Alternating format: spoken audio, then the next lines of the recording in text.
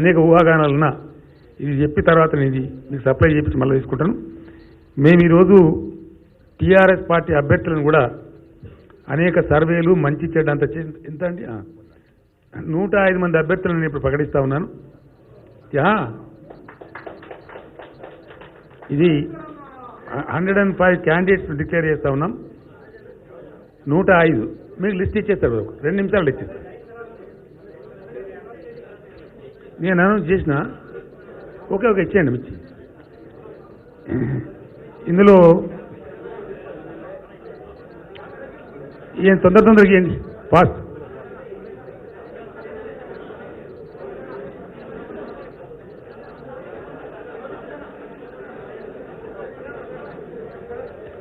Brother goal చేయకుండా ఇస్తారు కదా, 1 minute.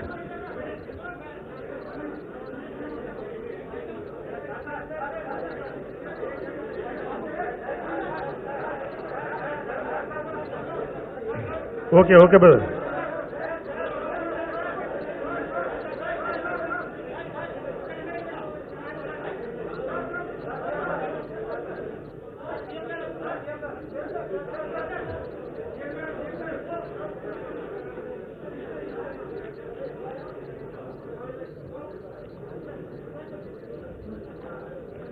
సో ఇందులో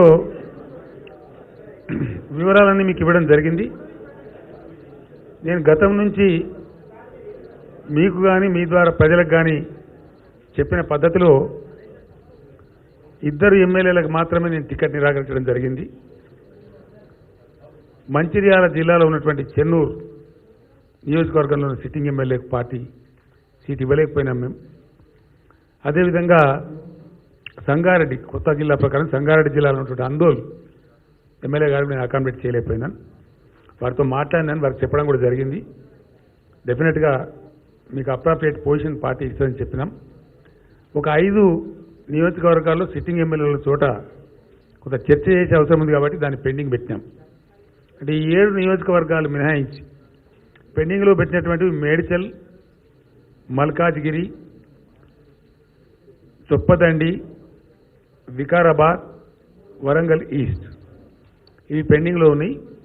మిగిలిన అందరు సిట్టింగ్ ఎమ్మెల్యేలు కూడా వాళ్ళ సీటు వాళ్ళకే కేటాయించడం జరిగింది. ఎవరికి కూడా మేము నిరాకరించలేదు.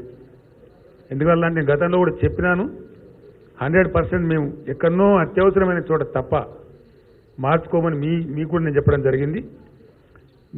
కొంత ప్రెస్ కూడా స్పెక్యులేట్ చేస్తూ ఉండి ఈ మధ్య కొన్ని ఇంగ్లీష్ పత్రికలు రాసినాయి, at least KCR is going to change 35 to 40 MLAs. అదో కలకాలం చెలరేపు.